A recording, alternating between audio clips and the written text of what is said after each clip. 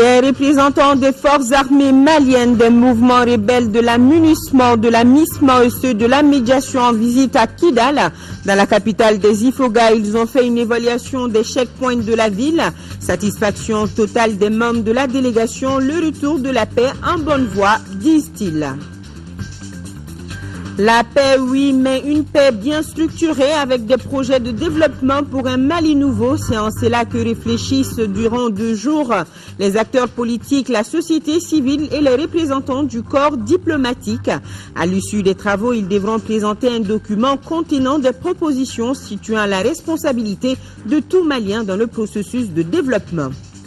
Bamako, capitale africaine de l'environnement. Les experts d'une trentaine de pays du continent réunis dans notre capitale pour évaluer les dispositions légales en vue d'une mise en œuvre effective de la Convention de Bamako qui date du 30 janvier 1991. Et notre rendez-vous santé du lundi nous parle ce soir de l'infirmité motrice cérébrale ou IMC, une affection qui touche essentiellement les enfants et qui peut les handicaper à vie. Voilà pour le sommaire. Mesdames et messieurs, bonsoir. Merci de votre présence. Je vous souhaite la bienvenue à cette édition. Les consultations du président de la République par intérim continuent avec les partis politiques. Il a reçu ce matin 6 présidents. Il s'agit des présidents du PDI, de l'UNAM, de l'UMAM, de l'UFDP, du RDS et RPM et enfin du parti Yelema. Pour rappel, l'objectif de ces rencontres est mettre au même niveau d'information les chefs de partis politiques sur l'accord de Ouagadougou et discuter de la tenue prochaine des élections présidentielles de juillet prochain. Mahamadou Doumbia. L'invitation du président de la République par intérim John Kounda Traoré, 6 présidents de partis politiques ont été reçus en audience pour discuter de 3 sujets de l'heure. Il s'agit de l'accord de Ouagadougou, le retour de l'armée à Kidal et la tenue des élections présidentielles et législatives de juillet prochain. Pour la circonstance, chaque responsable de parti politique a ses avis, son opinion, ses analyses. Ouais. Moi, j'approuve ces grandes lignes. Je crois que pour moi, il était difficile de faire mieux. Pour certains, la priorité, c'est l'armée à Kidal. L'armée malienne doit aller à Kidal. C'est prévu par les accords. Et le plus tôt serait le mieux. Et ensuite, les préparatifs des élections. Nous avons besoin d'être rassurés sur ces préparatifs. Il y a tellement de zones d'ombre qui constituent des incertitudes qu'on voudrait voir levées. Nous estimons aujourd'hui que la question fondamentale, ce n'est plus aller à ces élections, mais c'est d'y arriver. Cette stratégie de dialogue du président par intérim avec les partis politiques est un signe d'engagement et de bonne foi. Nous n'avons pas la même vision que lui par rapport à l'accord préliminaire et naturellement, nous estimons que des dispositions doivent être prises. Nous comptons toujours que si les Maliens rapatriés ne sont pas rentrés, les élections ne peuvent pas être transparentes. Nous pensons aussi que pour l'instant l'armée malienne n'est pas à Kidal et ceci constitue une exigence pour l'opinion publique malienne. Suite à l'accord de Ouagadougou, la reconnaissance de la laïcité, de l'intégrité du territoire national sont de grands acquis et le problème du Nord doit être définitivement réglé. Il est souhaitable qu'on sorte maintenant du tête-à-tête avec les groupes armés, que le processus de paix soit le plus inclusif et fasse adhérer l'ensemble des communautés du Nord et l'ensemble des communautés nationales pour que cette fois-ci, la paix que nous allons mettre en place soit une paix qui engage tout le monde. Notre pays se devait de baliser le chemin pour que la présidentielle à venir se déroule sur toute l'étendue du territoire national du Mali. Et cela, grâce à l'accord préliminaire, est désormais possible. Et je crois donc que de ce point de vue-là, il y a une avancée. Puissent ces rencontres servir de cadre fructueux qui nous conduiront vers un Mali plus meilleur où il fait bon vivre. La Cour constitutionnelle prépare elle aussi activement l'élection présidentielle du 28 juillet 2013. En partenariat avec l'Organisation internationale de la francophonie, elle organise un séminaire de 3 jours sur le contentieux électoral. L'objectif est de s'approprier davantage les textes pour mieux gérer les litiges qui pourraient naître à l'issue de l'élection à venir. Brahma Traori. Par contentieux électoral, entendez les litiges qui peuvent naître au terme d'un scrutin. Comment gérer ces litiges? La Cour constitutionnelle mène la réflexion à travers un séminaire d'échange. L'exercice devra permettre à la juridiction de mieux s'approprier les textes dans la perspective de l'élection présidentielle de juillet prochain. En organisant ce séminaire en partenariat avec l'Organisation internationale de la francophonie, la Cour constitutionnelle du Mali veut être fortement outillée pour gérer au mieux le contentieux électoral. Il s'agit donc, dans un souci d'anticipation, de réfléchir aux problèmes juridiques qui ne manqueront pas de se poser et de pouvoir y faire face avec comme seul repère l'arsenal juridique en la matière. Les décisions de la Cour constitutionnelle doivent se fonder sur les normes juridiques au sommet desquelles se trouve la Constitution. Il ne s'agit donc pas pour elle de se substituer au peuple souverain, mais de dire le droit en son nom. Le séminaire de 3 jours porte sur le contexte et les cadres juridiques des élections. Il est également question des modalités de saisine et des décisions rendues. Sur ce dernier point, il s'agit d'expliquer les motifs d'annulation, les conditions de recevabilité des requêtes et les délais des recours. Le tout pour permettre à l'institution de mieux jouer son rôle dans le processus électoral. Dans le processus électoral, il vous revient, conformément à la Constitution de 1992 et au Code électoral, dans une complémentarité avec les autres institutions, de veiller à la régularité du scrutin et de vider le contentieux lié aux élections. Il s'agit surtout de partager, dans le respect du contexte spécifique du Mali, les expériences riches et diverses en matière de gestion du contentieux des élections. Ce séminaire sur le contentieux électoral s'ouvre au moment où la Cour constitutionnelle est engagée dans le processus de réception des candidatures à l'élection présidentielle du 28 juillet 2013, une élection que la juridiction souhaite crédible et transparente. Le président de l'Assemblée nationale porte à la connaissance des honorables députés qu'une séance plénière de la session ordinaire en cours se tiendra le mardi 25 juin 2013 et jour suivant s'il y a lieu à partir de 10h dans la salle de délibération Modibo Keïta. Le projet d'ordre du jour porte sur des délibérations sur les demandes de levée de l'immunité parlementaire des communications et la séance est publique. La mise en œuvre de l'accord de Ouagadougou bien en marche. Pour preuve, les représentants des forces armées maliennes, des mouvements rebelles de la MINUSMA, de la MISMA et ceux de la médiation étaient hier à Kidal. La délégation conduite par le chef d'état-major de la MISMA, le général Abdul Kadir, était allée dans la capitale des Ifoga afin de procéder à une évaluation des checkpoints de la ville. Nos envoyés spéciaux, Agustin Touré et Aruna Diarra, nous en disent plus. Cette visite consacre l'arrivée pour la première fois à Kidal de militaires membres des forces armées et de sécurité du Mali, et cela 18 mois après l'occupation de cette ville. Conduite par le général Abdul Kadir, chef d'état-major de la MISMA, la délégation comprend en outre de hauts gradés de l'armée malienne, des représentants de la MINUSMA, de la MISMA, de la force Serval et des médiateurs de la crise. Objectif, prendre part à une réunion d'étape réservée essentiellement aux experts militaires. Nous sommes venus échanger avec les groupes signataires, avec nos partenaires de la MISMA, MINUSMA et de l'opération Serval pour voir dans quelle mesure on peut avancer sur le choix des sites de cantonnement, commencer le processus de cantonnement puisque la MISMA a commencé à se déployer pour que dans les brefs délais, les forces armées, au moins les premiers éléments quand même puissent se déployer à Kidal. Les discussions sont sur de bonnes bases, encore faut-il que nous continuions à avancer pour respecter les délais conformément à la volonté politique de les faire sans plus tarder dans les brefs délais. Well, the atmosphere has been very encouraging. L'échange d'aujourd'hui était vraiment très fructueux. On a débattu sincèrement et franchement, nous avons atteint des niveaux de satisfaction. Chacun a apporté sa contribution. Cela démontre que le MNLA et le HCIA ainsi que le gouvernement malien sont en train de travailler comme un seul homme pour faire de ce pays un. Les membres de la commission technique mixte ont également fait le tour des différents checkpoints qui bordent la ville de Kidal. La satisfaction est de mise d'un côté comme de l'autre. Le cantonnement et le désarmement sont les mots-clés de ces discussions directes intermaliennes intervenues seulement quelques jours après la signature des accords intérimaires de Ouagadougou. La délégation a également rendu une visite de courtoisie à l'Amanokal Intala Gataher. L'accueil a été des plus chaleureux et des plus cordiaux.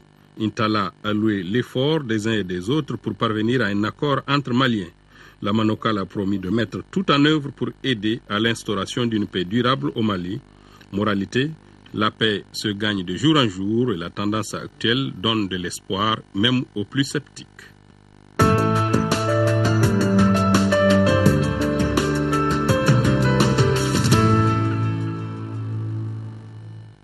Oumar Amadoun Diko se succède à lui-même à la tête du Parti pour la solidarité et le progrès, PSP. C'est l'une des résolutions du 5e congrès du parti tenu au CICB. Il dirige désormais un bureau de 65 membres pour un mandat de 4 ans. Le point avec Agali Ag Adissa.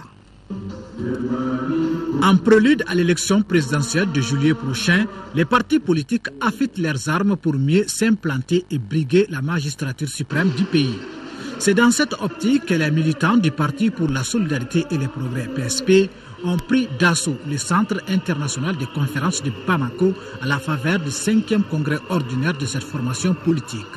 Au terme des travaux de 2 jours, les délégués venus de 42 sections ont renouvelé leur confiance au professeur Oumar Amadoun Diko pour diriger le parti.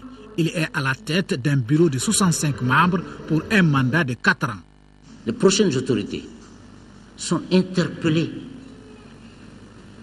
sur la bonne gouvernance. Le Mali de demain doit être un Mali décentralisé. L'avenir également de notre pays, c'est aussi les regroupements des formations politiques.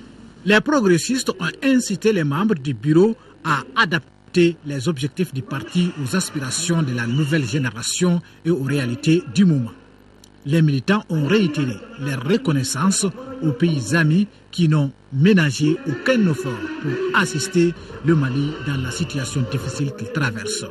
Plusieurs formations politiques dont l'ADEMA PSG, l'IRD, les PDS ont témoigné leur amitié à travers leur présence à l'ouverture des travaux de ce congrès. Un congrès à l'issue duquel les militants du PSP se sont engagés à soutenir les candidats de l'Union pour la République et la démocratie IRD. Pour les élections présidentielles, comme vous l'avez entendu, dans 2 résolutions spéciales, avons décidé de soutenir le candidat de l'URD, Soumaïla Cissé. Et c'est la signature de la plateforme d'alliance IRD-PSP par les présidents de 2 partis qui a mis fin aux travaux du 5e congrès du PSP.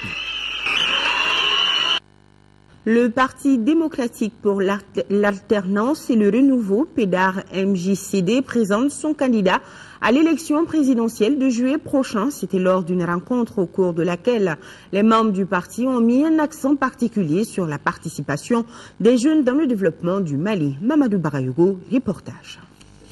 Le mouvement des jeunes pour le changement et le développement, MJCD, devient le Parti démocratique pour l'alternance et le renouveau, PEDAR MJCD. Le PEDAR MJCD fait d'une pierre 2 coups en portant sur les fonds baptismaux le parti. Il présente également son candidat à la magistrature suprême. Le Parti démocratique pour l'alternance et le renouveau, PEDAR MJCD, voit en moi la personne qui incarne le mieux ce profil d'un président qui fera du Mali un havre du bonheur. Il a porté son choix sur ma personne pour défendre ses couleurs à l'élection présidentielle du 28 juillet 2013. J'ai l'honneur de donner mon accord formel et d'annoncer solennellement que je suis candidat au scrutin présidentiel du 28 juillet. Qu'est-ce qui explique le changement de mouvement en parti politique? Le candidat du PEDAR répond que beaucoup de réalisations ont été faites, mais le chemin à parcourir reste long. Par exemple, l'emploi des jeunes. La jeunesse constitue le fer de lance du développement du Mali. De même qu'elle porte en elle les idéaux et les espoirs d'un changement constructif et durable pour un Mali prospère et fort. Les jeunes doivent être inclus dans la vie politique et sociale du Mali et leurs préoccupations doivent être prises en compte. Nous mènerons une bonne politique de l'emploi des jeunes. Concrètement, nous nous impliquerons pour que plus de jeunes occupent des places dans tous les domaines. Nous encourageons l'esprit d'initiative, d'entreprise et de créativité. Nous allons promouvoir l'entrepreneuriat des jeunes. Le Parti démocratique pour l'alternance et le renouveau PDA-MJCD entend développer tous les secteurs porteurs pour un Mali nouveau.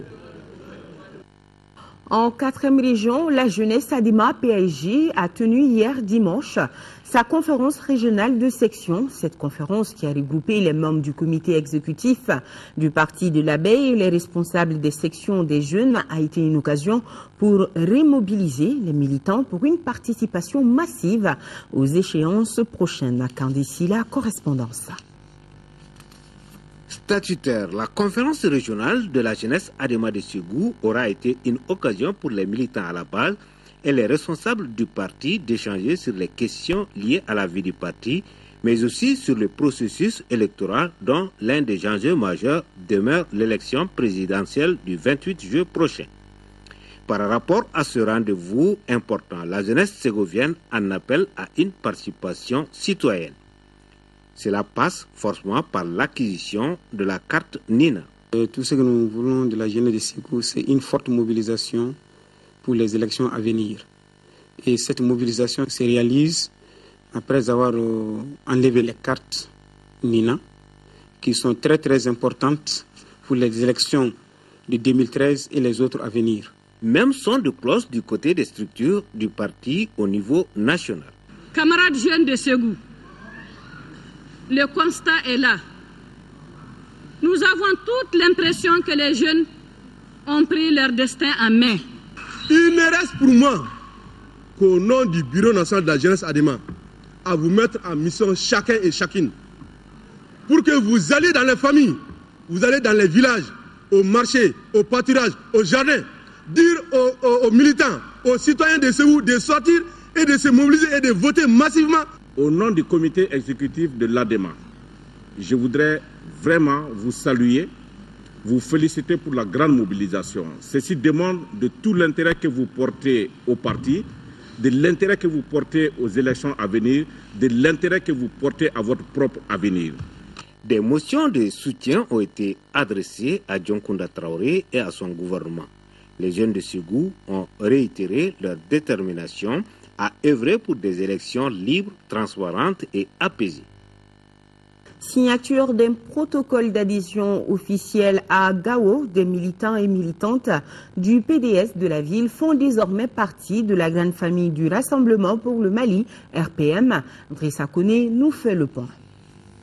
Avant les échéances de la présidentielle de juillet prochain, certains partis de notre pays ont décidé de faire front commun comme pour dire que l'union fait la force.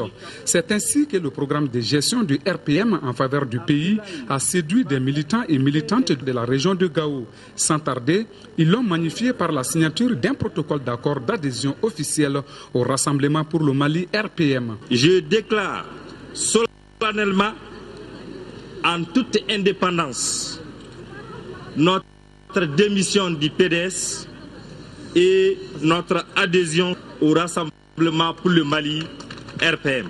Pour les militants du RPM, l'heure n'est pas au décompte de la date d'adhésion du PDS à la famille du RPM, mais aux actes à mener sur le terrain. La section RPM de Gao souhaite que la finalité visée, à savoir nous retrouver autour d'un candidat unique, qui est notre espoir. À travers ces protocoles d'accord, les militantes du RPM ont vu leur capacité renforcée par le nombre de femmes venues dans la grande famille du Rassemblement. Je suis ravie parce que quand vous voyez même la qualité de l'événement de la foule, c'est les femmes qui sont en surnombre. Et ça me fait plaisir en tant que présidente du Bureau national des femmes. Des intervenants se sont succédés à la tribune pour témoigner de la pertinence du combat. Ibrahim Boubacar Keita. Et nous avons cette série de communiqués par rapport aux opérations de remise des cartes Nila. Le gouverneur du district de Bamako invite tous les agents retenus dans les opérations de remise des cartes Nina dans le district de Bamako de bien vouloir se présenter dans leurs communes respectives afin d'une part de prendre connaissance des lieux de distribution auxquels ils appartiennent et d'autre part de faire connaissance avec les différents coordonnateurs et chefs chefs d'équipe selon le calendrier suivant.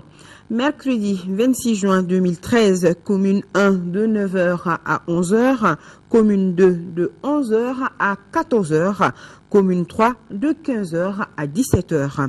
Jeudi 27 juin 2013, commune 4 de 14h30 à 16h30, commune 5 de 11h à 14h et commune 6 de 9h à 11h. Toute absence sera préjudiciable aux intéressés. Le gouverneur du district sait pouvoir compter sur la bonne compréhension de tout un chacun. Et ce taux de communiqué, le ministre de l'administration territoriale, de la décentralisation et de l'aménagement du territoire informe les électeurs et électrices que les travaux d'établissement des listes électorales sont prorogés du 25 au 27 juin 2013. Le ministre de l'administration territoriale, de la décentralisation et de l'aménagement du territoire informe aussi les électeurs et électrices que la remise des cartes NINA démarre le vendredi 28 juin 2013 sur l'ensemble du territoire national et dans les missions diplomatiques et consulaires. Le ministre invite chacun à se rendre dans les lieux déterminés par les sous-préfets, le gouverneur du district, les ambassadeurs et consuls pour se procurer sa carte. La commission administrative d'établissement des listes électorales de France est à pied d'œuvre depuis le 5 juin 2012. La commission reçoit tous les jours les Maliens de France au consulat général du Mali à Paris. Il faut rappeler que la dite commission siège au consulat général du Mali en France jusqu'au 27 juin prochain. Comment se passent les travaux de cette commission? Marafi Konaté est allé voir. Ici siège la commission administrative d'établissement des listes électorales. Nous lui rendons visite avec deux cas typiques. Je m'appelle M. Konaté Mamadou. Enchanté. J'ai été recensé au foyer Ribara. Je suis venu voir si je suis sur la liste électorale. Le second cas est un électeur enrôlé à Bamako qui souhaite voter à Paris. Pour le résident de Montreuil, la démarche est simple. Si vous avez été enrôlé lors des opérations du RAVEC, vous devez être présent sur ce qu'on appelle la liste des électeurs potentiels. Donc pour vérifier que vous êtes sur cette liste des électeurs potentiels, vous devrez prendre attache avec ce qu'on appelle la commission administrative de révision des listes électorales. Donc une fois que vous êtes rassuré que vous êtes sur la liste des électeurs potentiels, si vous avez été enrôlé en France, votre carte NINA se trouve en France. Donc quand les cartes NINA vont venir, on fera un communiqué et vous viendrez, on vous donnera votre carte NINA. Quant à notre électeur enrôlé à Bamako, il doit signaler à la commission son désir de voter en France. Il sera alors inscrit sur la liste des transferts, mais ce n'est pas tout. La deuxième phase pour vous, c'est de faire une procuration. On a établi un spécimen de procuration. Voilà ce spécimen qui doit être signé soit par l'ambassadeur ou le consul général. Donc vous devez prouver que vous avez été enrôlé lors des opérations du RAVEC en nous fournissant ce qu'on appelle votre récépissé. Donc en ce moment, vous donnez mandat à une personne qui se trouve au Mali pour retirer votre carte NINA auprès des agents de remise des cartes NINA. Place à la pratique. Muni de son numéro du RAVEC, notre électeur enrôlé à Bamako est inscrit sur la liste des transferts. Il remplit en même temps le formulaire de procuration.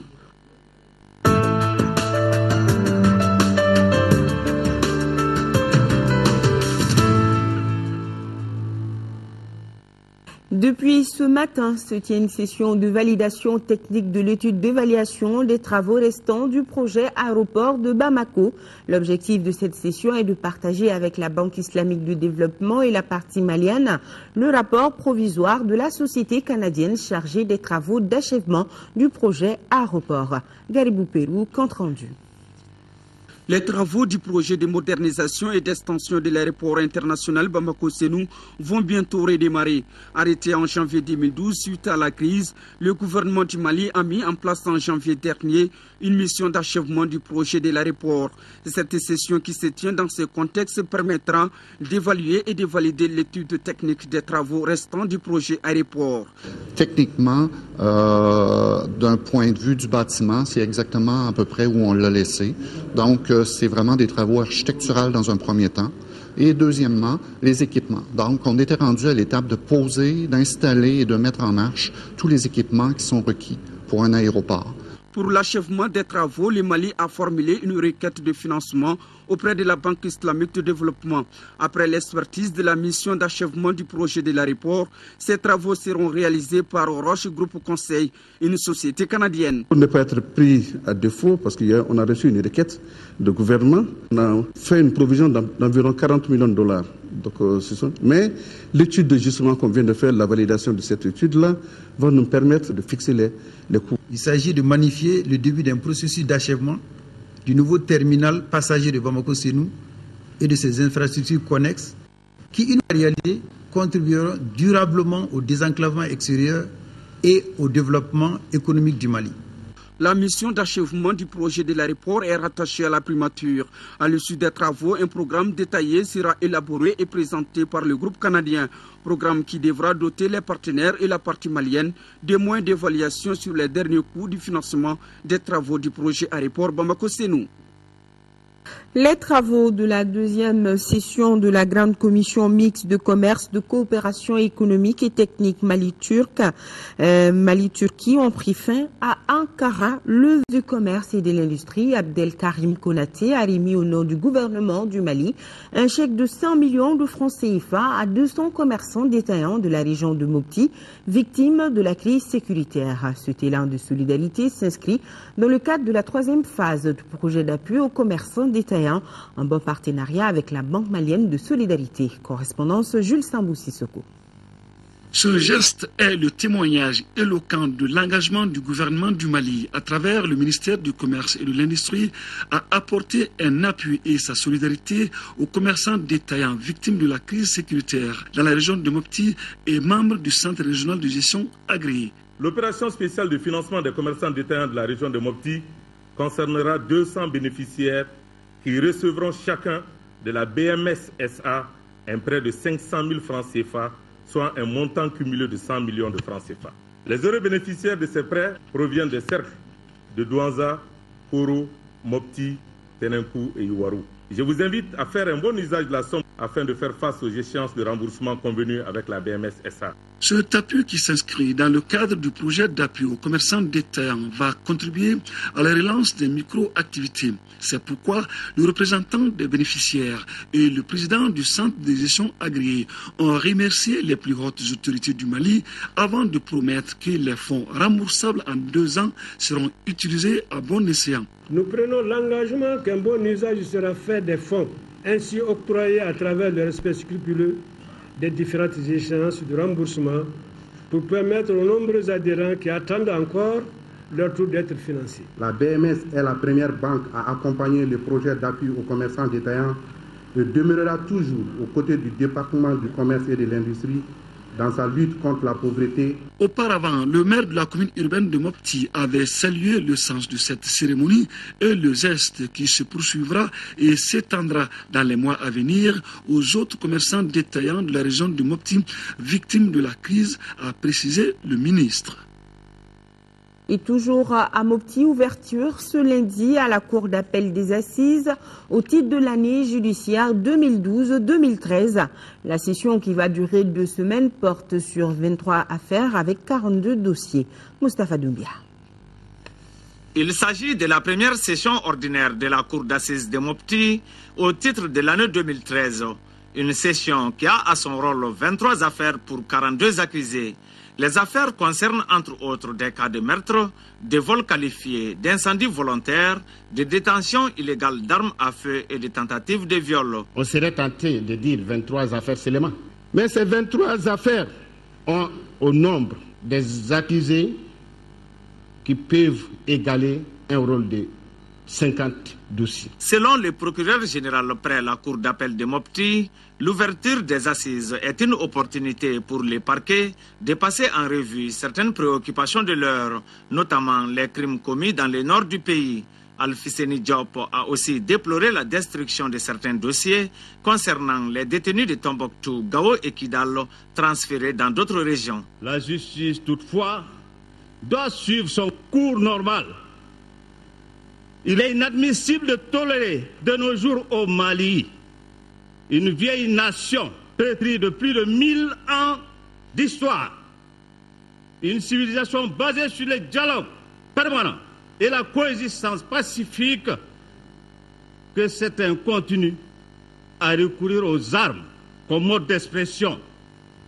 Des gens qui du reste se sont illustrés par leur ambiguïté politique, leur complicité terroriste et leur velléité sécessionniste. A signalé que la cérémonie d'ouverture de ces assises a enregistré la présence des autorités administratives et politiques ainsi que le public.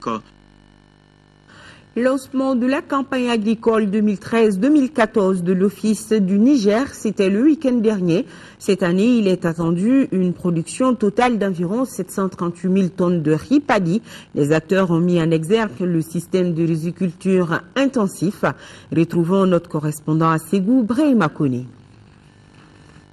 La cérémonie de lancement de la campagne agricole 2013-2014 de l'Office du Niger n'a pas enregistré la ferveur d'antan. État d'urgence oblige. Dans la plus grande simplicité, les acteurs ont fait le bilan de la campagne 2012-2013. Au titre de la campagne agricole 2012-2013, le nombre d'exploitants agricoles familiales était de 55 837, dont 3 290 femmes chefs d'exploitation pour une population totale de 379 714 habitants. Les réalisations en saison ont porté sur 99 406 hectares pour une production de 564 606 tonnes de paddy avec un rendement de 5 tonnes 860 à l'hectare. Il est attendu cette année une production totale d'environ 738 000 tonnes de riz paddy, soit une augmentation de 6% par rapport à la campagne précédente. Cet objectif ne saurait être atteint sans la satisfaction des exploitants apparemment engagés en matière d'intrants. On va mobiliser toutes nos populations braves alors pour y parvenir à atteindre les objectifs. S'il n'y a pas d'intrants suffisamment, alors comment ces objectifs pourront être atteints? Reste à améliorer davantage la quantité d'engrais pour l'atteinte des résultats escomptés. Le président directeur général de l'Office du Niger a animé une conférence de presse sur les grands défis de l'Office du Niger, parmi lesquels la bonne gouvernance et l'intensification de la production. L'un des temps forts de cette cérémonie a été le repiquage en système de riziculture intensif SRI. Les forces maliennes au chevet des populations d'Anifis après avoir chassé donc les rebelles du MLNA du village d'Anifis. Place à la prise en charge des populations, notamment leur santé. Les FAMA ont commencé à donner gratuitement des soins aux populations. 200 consultations ont été enregistrées en 2 jours au centre de santé communautaire d'Anifis. Daouda Sidiki-Diarra, Massa Doumbia sont nos envoyés spéciaux. Nous sommes en période de canicule où le thermomètre affiche parfois 48 degrés Celsius à l'ombre dans certaines parties du septentrion malien. Et ce sont les personnes âgées ainsi que les enfants qui sont souvent les plus touchés par des maladies de toutes sortes. C'est pourquoi l'opération Padingo a organisé ces journées de consultation afin de donner gratuitement des soins aux populations malades. Les médicaments que nous utilisons sont mis à la disposition du commandement de l'opération Padingo pour la prise en charge des militaires. Avec ces stocks, nous essayons de gérer les militaires et les civils avec ça. Donc, si on pouvait avoir des stocks de médicaments, ça nous aidera vraiment dans notre tâche. Pour la réussite de ces opérations humanitaires, des médecins et infirmiers des forces armées du Mali ont été mobilisés. L'opération a commencé chaque fois qu'on arrive au niveau d'un village, on essaye de prendre attache avec les agents de santé sur place qui ne sont jamais là, ça se compense pour essayer de satisfaire cette population qui, depuis plusieurs mois, n'avait pas accès aux soins. Ces opérations qui rentrent dans le cadre des activités civilo-militaires rapprochent davantage l'armée de son peuple, d'où la réaction de ces patients qui ne cachent pas leur joie. Et maintenant, depuis que l'arrivée de l'armée, on pense que ça va, on est trop content. Parce qu'on voit que tout ça va changer, on a eu les médicaments maintenant, on voit des gens qui sont bien avec nous. Les populations qui avaient fui commencent à revenir chez elles avec un seul mot d'ordre, la paix, rien que la paix, et l'armée malienne est là pour les sécuriser. L'association Femmes et Droits Humains mobilise les femmes du cercle de Kati à s'impliquer dans le jeu politique. L'association vient de lancer un programme d'éducation des femmes du cercle à la gestion de la démocratie. Adama Koulibaly, reportage. Les femmes sont conscientes qu'elles battent les hommes en nombre après décompte de la population du pays. Elles savent aussi qu'elles sont incontournables dans le jeu politique. Mais qu'avec ces avantages, leur voix ne porte pas loin au moment des prises de décision pour la recherche de solutions aux préoccupations. La troupe Yerako de Kati, dans un sketch, montre que l'absence des femmes aux instances de prise de décision est liée aux occupations des femmes dans les foyers. Les responsables de l'association Femmes et Droits Humains demandent à leurs sœurs, à leurs mères, de chercher à se défaire de ce carcan. Je dirais aux femmes qu'on a assez mobilisées. Je dirais aux femmes qu'on a donné assez d'électorat aux hommes. Je dirais aux femmes que nos intérêts stratégiques ne sont pas pris en compte dans les plans de développement de nos communes. Je dirais aux femmes que nos intérêts stratégiques ne sont pas pris en compte dans l'Assemblée nationale du Mali. Le département de la promotion de la femme, de l'enfant et de la famille est d'accord avec le fond de cette lutte des femmes de Kati. La participation politique des femmes au Mali contraste avec leur poids démographique. Au niveau national, seulement 15 femmes sont à l'Assemblée nationale. Au niveau communal, il n'y a qu'une femme, mais donc une femme dans le bureau, et 3 conseillers dans la commune urbaine de Kati sur 29 élus communaux. Ce programme d'éducation des femmes à la démocratie va concerner les femmes des communes de Kati, Kambila et Yelekebougou. Le programme est financé par l'ONG Oxfam Novib qui était représenté à ce lancement. Le ministre de la Famille, de la Promotion de la Femme et de l'Enfant vient d'effectuer une visite de travail à Nairobi au Kenya où elle a participé du 18 au 19 juin à la réunion régionale des ministres en charge du genre sur l'avortement non médicalisé et la mortalité maternelle en Afrique. Cette réunion a permis à Madame le ministre de partager l'expérience du Mali en matière d'avancée sur l'état d'exécution du protocole de Maputo et de la CDF, Convention relative à l'élimination de toutes les formes de discrimination à l'égard des femmes, la mortalité maternelle et néonatale et l'avortement à risque. Allez, du sport, football, avec le résumé de la Coupe du Mali. Les 2 derniers quarts de finale se sont joués. Hier, au stade Modibo Keïta, le Nianao de Koulikoro a éliminé l'ASB 1-0 et le stade malien de Bamako a pris le meilleur 1-0 après prolongation sur l'AS Real. Retour sur ces 2 matchs avec Siragatou Sissi. Pour voir un face-à-face Stade malien de Bamako à AS Real en Coupe du Mali, il faut remonter au 5 juillet 2010 en demi-finale de cette même compétition. Ce jour-là, l'AS Real s'était imposé 2-0. 3 ans après, revoilà stadiste et réaliste, cette fois en quart de finale. L'enjeu est plus qu'énorme pour les 2 meilleures équipes du moment. Le Stade malien de Bamako est champion et l'AS Real solide deuxième 53 points à 4 journées du terme.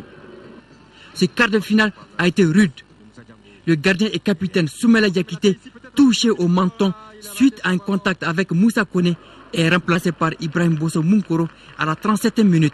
Cette blessure a entraîné 10 minutes d'arrêt de jeu. 2 faits marquants sont à signaler dans le temps additionnel de la première mi-temps. Côté stade, Lamine Diawara est taclé par derrière dans la surface de réparation. Côté AS Real, Ibrahim Bosso Munkoro fauche Moussa Kone, là aussi dans la surface de réparation.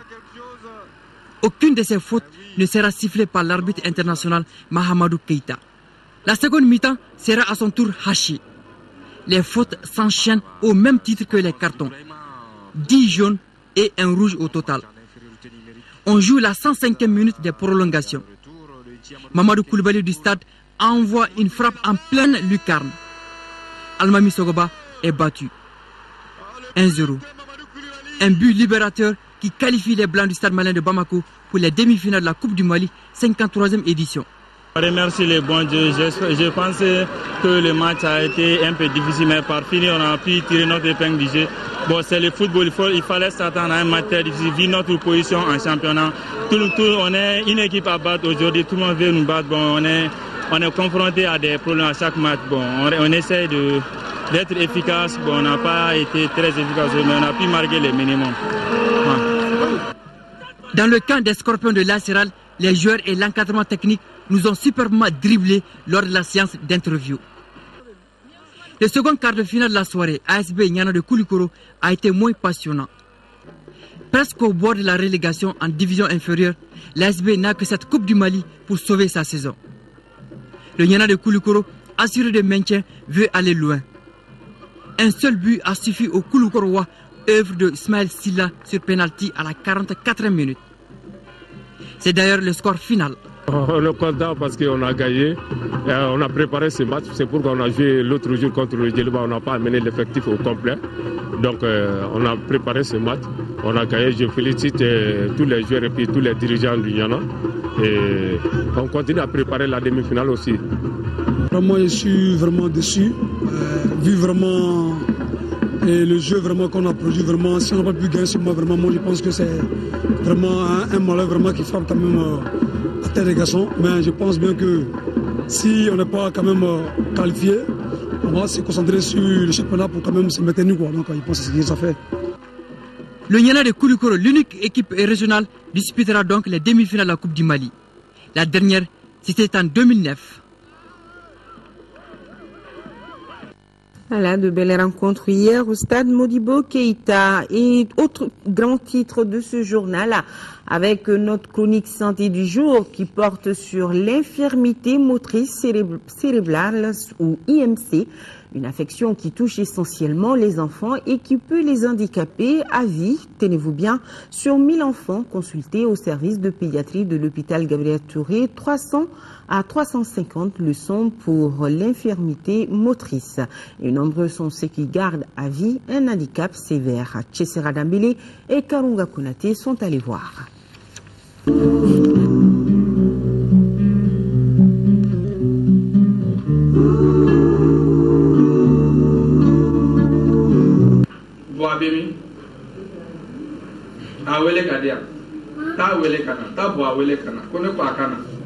Geste mal coordonné d'un enfant en service de pédiatrie de l'hôpital Gabriel Touré, signe d'une infirmité motrice cérébrale, une affection qui touche dans le monde entre 40 et 60 millions d'enfants.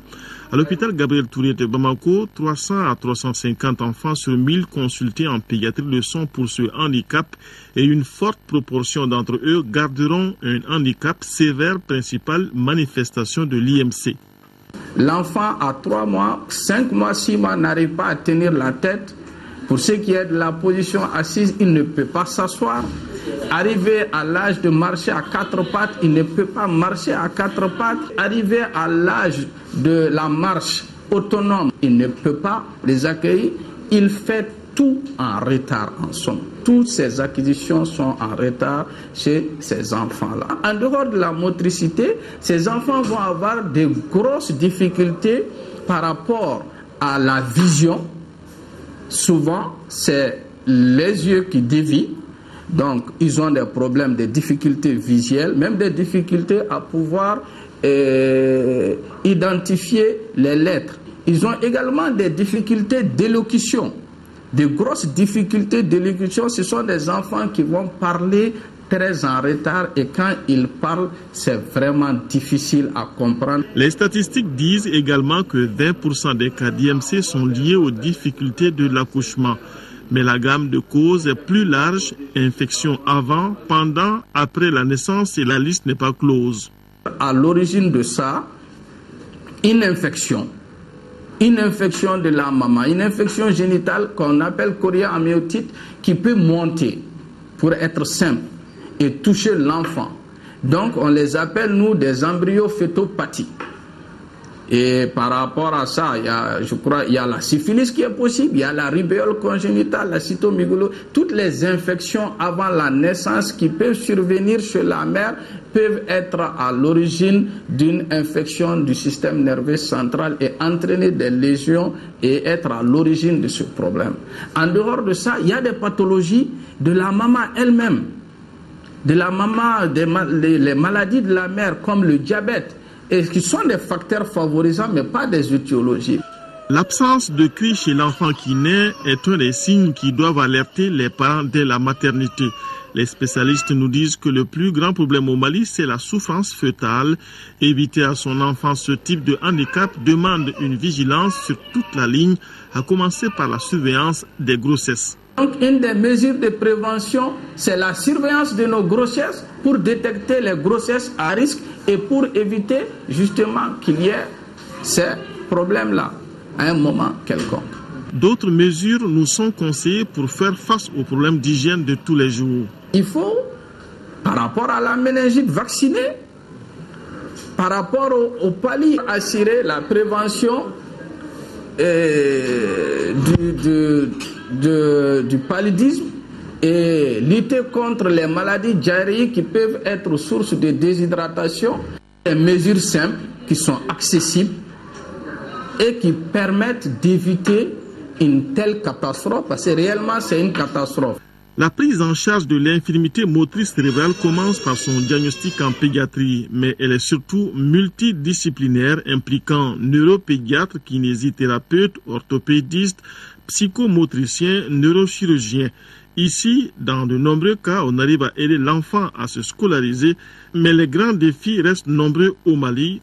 Par exemple, l'adaptation des textes et des structures d'accueil pour ce type de handicap.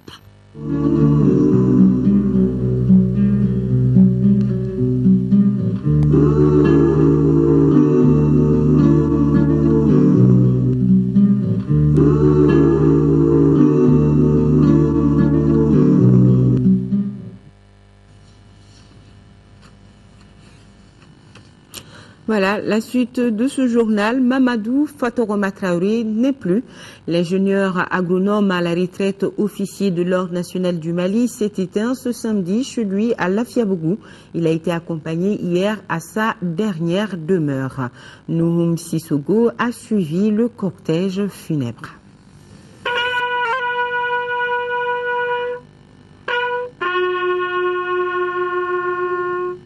Mamadou Fatoroma Traoré nous a quittés ce 22 juin à l'âge de 74 ans. Né à Séguédougoucon, dans la région de Sikasso, il a fait ses études primaires à Cléla, puis secondaires au lycée Terrasson de Fougères, actuel lycée Askia. Il poursuit ses études supérieures à l'université Karl Marx et à la faculté d'agronomie de Leipzig, en Allemagne. Il sort avec le diplôme d'ingénieur en agronomie. L'homme qui aimait vraiment son pays. Et qui était passionné de savoir, et je ne suis pas surpris qu'il se soit lancé dans la recherche.